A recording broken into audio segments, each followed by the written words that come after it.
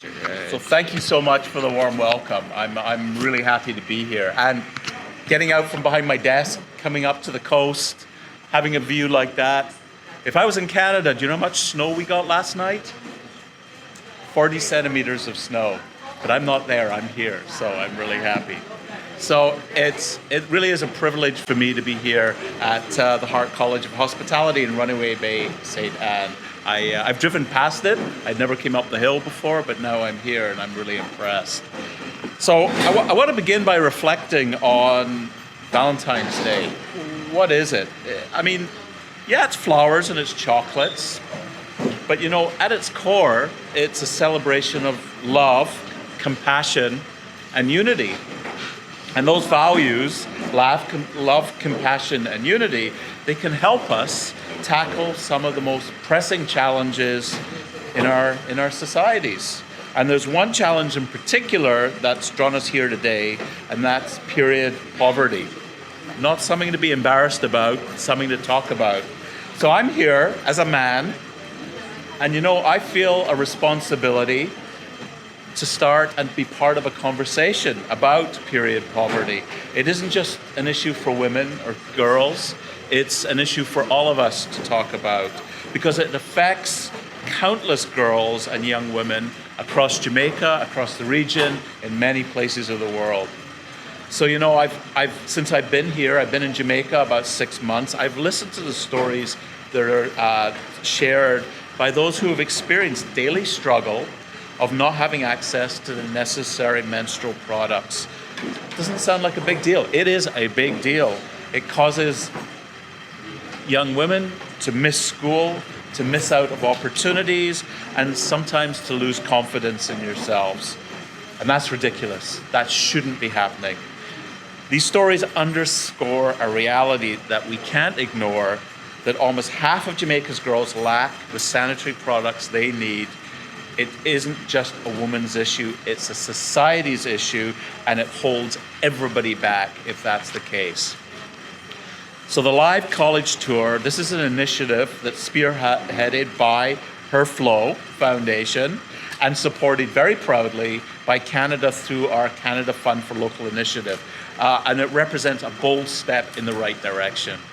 It combines practical resources such as personal hygiene kits and sexual health workshops with broader topics like mental wellness, digital safety, conflict resolution, and building healthy relationships.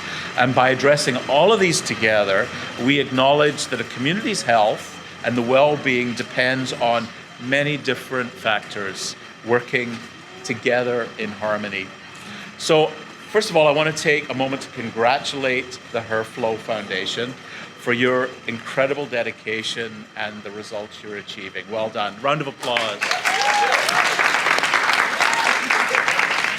You know, you've brought the topic of period poverty into the mainstream conversation, making it clear that a girl's education should never be interrupted by something that is entirely natural and inevitable. And so through the workshops, you've distributed hygiene kits and you've had honest conversation and you've brought real solutions to young women who need them. And more importantly, you have given these students the confidence to openly talk about issues that were once whispered about in the hallways or completely avoided altogether. So of course, you know, no meaningful conversation about empowerment would be complete without addressing some of the broader issues of gender-based violence. And this is another very critical concern that overlaps with the discussion you will have today. And so I'm really glad that there are some young men in the audience as well as young women, because this is an issue that we have to deal with together. Gender-based violence, or GBV, it remains a major threat, and it's one that hinders progress of women and girls worldwide. So when we talk about ending GBV, we're talking about ensuring that every individual, regardless of gender, can live free from fear, from harm, and from discrimination. This is not just a women's issue. It's a human issue, it's a human rights issue, and it affects families, it affects schools, it affects workplaces, and it affects communities. And whether it's physical or emotional or financial, gender-based violence prevents individuals, particularly women and girls, from living fulfilling, empowered lives. So addressing it calls for intentional education, meaningful collaboration, and active engagement of communities and institutions like this. So on behalf of the Government of Canada, I want to reaffirm that Canada is committed to standing with Jamaica in this fight. Through the Canada Fund for Local Initiatives, we have been supporting local organizations across the island that engage their communities, challenge harmful norms, and offer tangible, on-the-ground resources. And by doing so, we hope to make it clear that violence against any member of society is unacceptable, and that we have a collective power to bring it together, like we have right here in this room. None of this progress would be possible without collaboration. The partnership between HerFlow, beneficiaries from across Jamaica, local stakeholders, and the Canada Fund for Local Initiatives demonstrates that when we come together, we can create lasting change. We can offer real support to those most in need, and we can nurture an environment where all students, regardless of gender, have the resources that they need to succeed. So how do we do that? Well, we begin by educating and engaging young people like you, just like you here today. We make sure that you have the knowledge, you have the skills to recognize abusive behavior, and that you stand up against it. We foster empathy and respect for both formal and informal learning environments, and we encourage men and boys to play an active role, not just as allies, but as champions for change. After all, half the population can't solve an issue that affects all of us.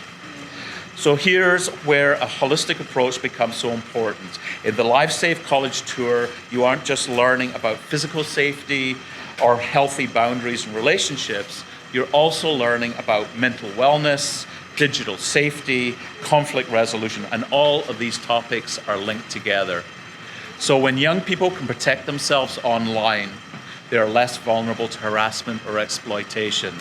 When they can manage conflict peacefully, they reduce the risk of violent confrontation. And when they understand that mental health is a real issue, they are more likely to seek help before stress or trauma spirals into violence or into harming themselves or others. And by bringing all of these threads together, the Life Save College Tour is equipping all of you, the next generation here in Jamaica, to break down stigmas, to stand up for your rights, and to build stronger, safer communities. Canada is proud to stand shoulder to shoulder with you in confronting period poverty and gender-based violence, because every step towards equality and safety for girls and young women is a step towards a brighter future for everyone in Jamaica. So let's continue to build on what we've started here, ensuring that no one is left behind, no one is silenced, and no potential goes untapped. Thank you again for inviting me to speak here today. I know I went on a little while, but this is an important issue. I'm very passionate about it, and I'm looking forward to hearing how this goes in the future, and that the Life Safe College Tour will inspire you in the months and years to come. Again, happy Valentine's Day, and thank you all.